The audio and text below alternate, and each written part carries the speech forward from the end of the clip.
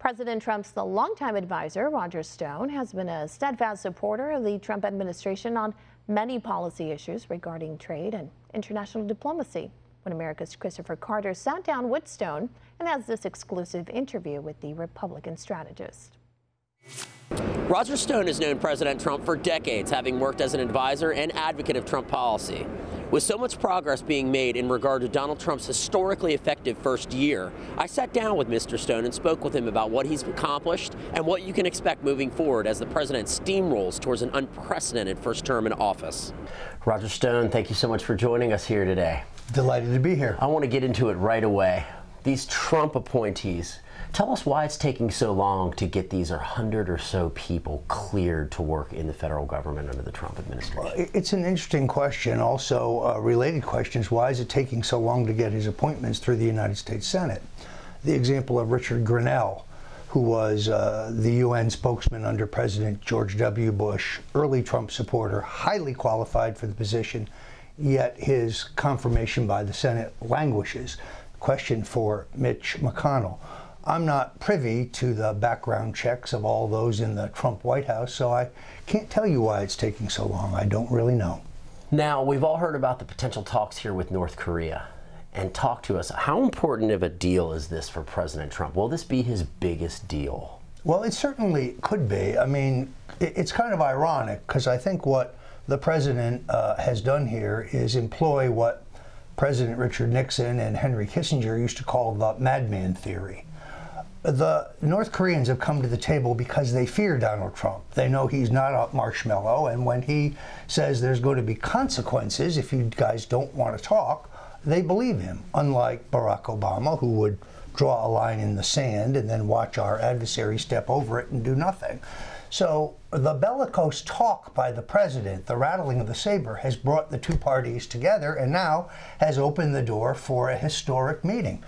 Trump is a businessman. Trump is a deal maker. Trump is a master negotiator.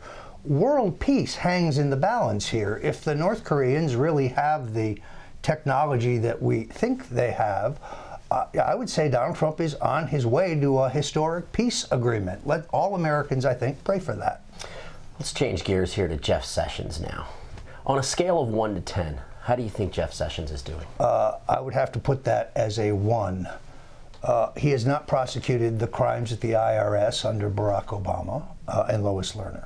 He has not prosecuted the crimes of the Clinton Foundation, which was a vehicle for the facilitation of multi-million-dollar bribes. He has not appointed a special prosecutor in the matter of Uranium One, which I think is the largest treasonous crime, financial crime in American history. He has not pursued all of the evidence that the Obama Justice Department and the Obama FBI used fabricated evidence which came from foreign sources, specifically Russian sources, to justify legally the surveillance of the Republican candidate for president. That's an abuse of power that is far greater than anything that happened in Watergate. That is a use of the surveillance authority and capability of the state to spy on the Republican candidate for president of the United States. Where is the outcry of those in the media who were so upset about Watergate? The question is an obvious one, given the FBI text messages. What did Obama know, and when did he know it? Let's talk about the Muller and Russia investigation right now.